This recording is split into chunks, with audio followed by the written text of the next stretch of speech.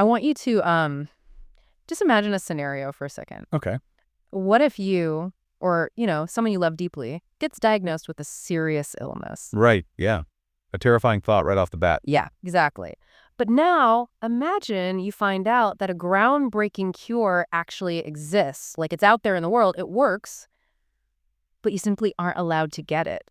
Oh, wow. And the only reason you can't get it is just because of the country you happen to live in. I mean, that is just, it's a terrifying thought. You're basically looking across this invisible border at a lifeline that you just can't reach. Exactly. And the thing is, for a lot of people, that isn't a hypothetical situation at all. Welcome to today's deep dive, by the way. Glad to be here for this one. It's an important one. It really is. So we have this detailed industry presentation document today, and our mission is to uncover the invisible economic and, political barriers keeping life-saving medicines out of the hands of patients. Right, because it's a massive structural crisis currently unfolding in Japan's drug pricing system. Yeah, and to really set the stage for you listening, I want to drop a statistic from the source right up front. Between the years 2014 and 2023, there were 245 new drugs approved in the U.S. and Europe that remain, to this day, completely unapproved in Japan. That number is just, it's staggering, honestly. 245. Yeah, and we aren't talking about like minor vitamin supplements or a new flavor of cough syrup here. No, not at all. These are life-altering, specialized treatments. We're talking cancer, rare diseases, and severe immune disorders. Right, and when you look at that decade-long window, 10 years and 245 missing drugs, it ceases to be just a statistic on a page. Yeah, but becomes a trend. Exactly. It represents this growing reality where these crucial life-saving innovations simply don't reach Japan alone. The industry actually calls it the drug lag. The drug lag. I mean, it's like having a VIP pass to the greatest library in the world, but the doors to the science wing are just inexplicably padlocked. That's a great way to put it. And the frustration over this, it actually reached a boiling point recently. It really did. Yeah. On May 27th, there was this meeting. The top CEOs from the biggest U.S., European, and Japanese biopharma companies took this exact data, the 245 unapproved drugs, and they literally dropped it directly on the desk of Prime Minister Takaichi. At the Prime Minister's office. Yeah. I mean, you can imagine the atmosphere in that room. Oh, to be a fly on the wall. Right. You have the global leaders of a massively powerful industry essentially looking a head of state in the eye and telling them that their system is actively blocking innovation. Yeah. It forces a really hard look at the mechanics of Japan's market. Because this isn't a case of companies just, forgetting about Japan or not wanting to sell there. Okay, let's unpack this because I want to push back on that framing for just a second. Because, Japan is famous for having this great universal healthcare system and being super high tech. So how are they missing out on 245 drugs? Is this just like slow bureaucratic red tape? Well, what's fascinating here is that it isn't just slow paperwork. It's much deeper than that. Really? Yeah, it is a fundamental structural flaw in Japan's drug pricing system itself. This flaw is actively stripping away the country's international competitiveness. Making it an unappealing market, basically. Exactly. It makes it a highly unappealing market for new innovations. Okay, but playing devil's advocate here, Japan has a rapidly aging population, right? Right, a very prominent issue there. And their medical costs are ballooning. Any responsible government is going to try and save taxpayers' money and keep healthcare affordable. So trying to drive drug prices down, isn't the government just doing its job? It is a completely valid point. And, the government is under immense, genuine pressure to keep that universal healthcare system solvent. Because it's expensive. Extremely. The dilemma is very real. However, the problem lies in the specific blunt instruments they're using to balance that budget. Blunt instruments like what? Well, historically, Japan would revise its mandated drug prices every 2 years. Okay, every 2 years. That seems normal. Right. But starting in 2021, they shifted to annual revisions. Oh, wow. Every single year. Every single year. They are constantly, year over year, looking for ways to trim the price tag of a medication. Which leads us to that specific mechanism mentioned in the source, the market expansion repricing rule. Yes. That is a huge point of contention. So as I understand it, if a drug is highly successful, meaning patient demand makes its sales exceed the initial government predictions, its price is forcibly slashed even further. That's exactly how it works. So it's like a restaurant creating a wildly popular new dish. People line up around the block, and as a reward for high customer demand, the landlord steps in, doubles their rent, and forces them to sell the dish for pennies. If we connect this to the bigger picture, That is the fatal flaw in their logic. It just seems so counterintuitive. It is. You are penalizing a product for being highly effective and widely needed. By constantly driving prices down and refusing to evaluate the true value of an innovation, Japan is destroying the profitability of its own market. Because, yeah, the source points out this stark philosophical contrast.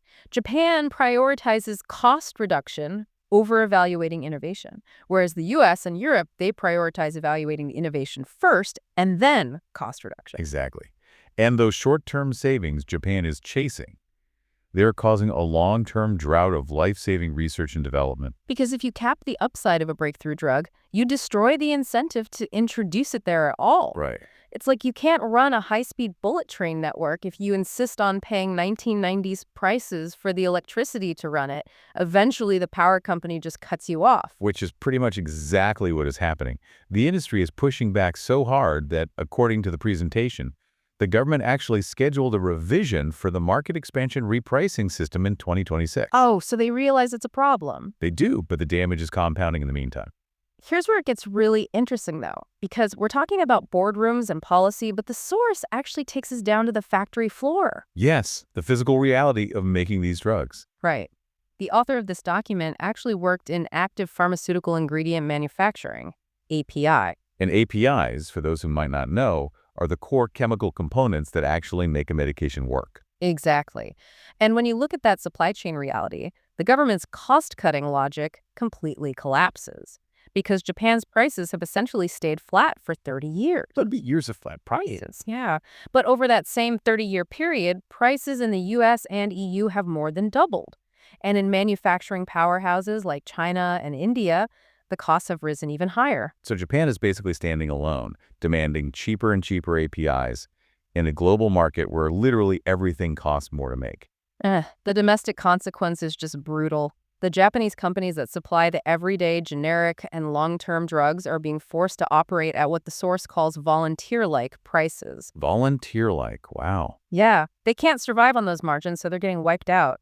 Which means they have to look to overseas procurement, right? Places like India. Which is a massive hub for medical manufacturing. But the shocking reality is that India is now rejecting their business. Wait, really? India is just turning them away. Yes. Japan goes to India and says, we want you to manufacture this, but here is the low price our government dictates. And the Indian suppliers are saying no. Because it's completely unprofitable. Exactly. The prices are so laughably low that it's just not worth turning the machines on. Japan's demands have completely detached from global reality. I mean, think about the loss of leverage there. You have lost your supply chain leverage entirely. And keep in mind, that's just for the older generic drugs. Right. When we talk about new, innovative treatments like those 245 missing drugs, we are talking about highly complex molecular structures. Oh, absolutely. The chemistry is incredibly advanced. They require diverse raw materials, multiple steps, special equipment. You can't just whip them up cheaply. The manufacturing costs are inevitably higher. Which really makes me wonder, who is making these rules? Shouldn't medical experts in the government understand how medicine is actually made? This raises an important question, and the source reveals a major blind spot here. Okay, what is it? The policy decision makers, the people on these pricing committees, they're mostly doctors and university professors. Okay, so they know medicine? They know clinical medicine, they understand what a drug does inside the human body, but they have absolutely no understanding of the manufacturing floor. Oh, I see. Yeah, they don't know global supply chains or raw material inflation or industrial economics. They are looking at a spreadsheet of healthcare costs, completely detached from the physical reality of synthesizing a complex molecule. That is a massive disconnect, and it explains this really alarming trend highlighted in the presentation. Japan's share of global R&D investment is falling. Plummeting, really. Yeah. Even domestic Japanese pharmaceutical companies are taking their clinical trials and initial approval applications to the U.S. first. Right, bypassing their own country. And a big driver of this is actually a U.S. policy being discussed.